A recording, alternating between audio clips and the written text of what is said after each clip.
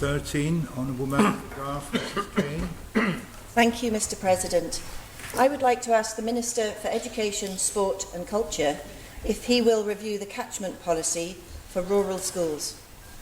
Following the Minister to reply, Dr Allinson. Thank you, Mr President. The Department does not have a catchment policy as such, but catchment areas are covered in the admissions policy for individual schools. The Department reviews these catchment areas on a yearly basis, as we are aware that some rural schools are based in areas where the age profiles of the community have changed and the numbers enrolling in some rural schools seem to be decreasing. The Department's policy is to manage catchment areas to ensure that rural schools remain viable. Thank you. Supplementary, Mrs Caine.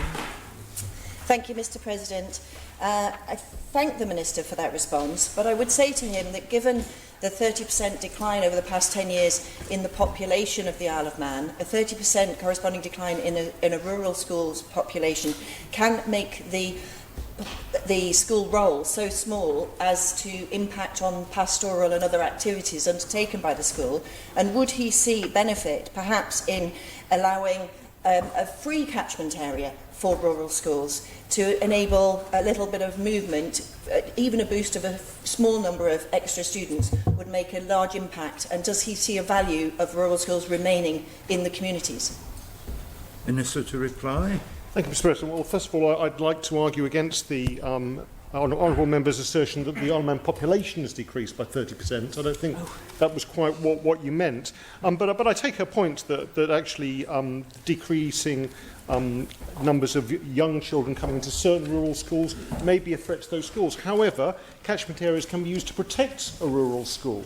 Also, catchment areas can be used in urban areas to try to balance pupils and facilities and prevent overcrowding or underutilisation. So I do think they have a role. However, what I would like to say to the honourable member is the department has no policy to close rural schools and wants to work with those teachers to maximise the facilities they can provide to the local communities.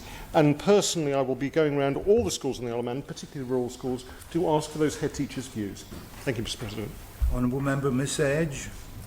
Thank you, Mr Speaker. I'd just like to ask the Minister, you said that the admissions policy and that rural schools remain, if they remain viable. So if they're not viable, what is the Minister going to do? Minister to reply.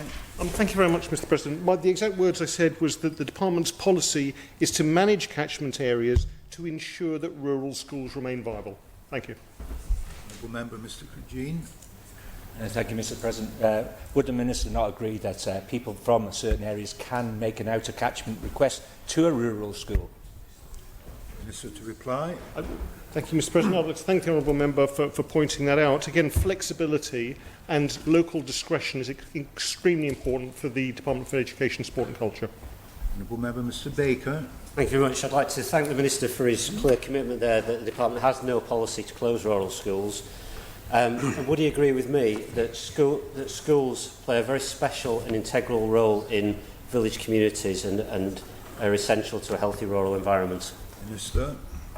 Thank you very much, Mr President. I would completely agree with the honourable member for Aaron Michael that some of our rural schools are actually the foundations of their local communities. Honourable Member, final supplementary, Miss Edge. Thank you, Mr Speaker. I'd just like to ask the Minister, obviously you said you'll manage them to make sure they're more viable. What type of management is this going to be? Minister. Thank you very much, Mr President. That management is flexibility in listening to the local head teachers and the local communities to make sure we achieve the best outcomes for those local schools.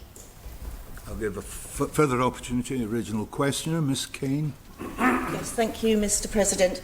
A couple of points, please, for the Minister. He says there's flexibility and discretion on the catchment areas for outer catchment requests, but under the Education Bill, it's proposed that they would be legally enforceable. So are there any plans to remove that provision? And also, is he aware that a school in Douglas, St Thomas's Church of England School, is actually promoting smaller class sizes and a nurturing environment? Is it right that a school should be promoting smaller class sizes that has an all-island catchment? Minister to reply. Thank you very much, Mr President. In terms of the flexibility and the parts of the Education Bill which received its first reading. Certainly that's something the Education Department is looking into to make sure that those stipulations, that enabling power is aimed in the best direction of the education service. In terms of St Thomas's School, I'm not aware of her comments and what she's alleging the school may be doing, but if she'd perhaps like to give me some of the complaints from local parents who send their children there, I'd be more than happy to take those up.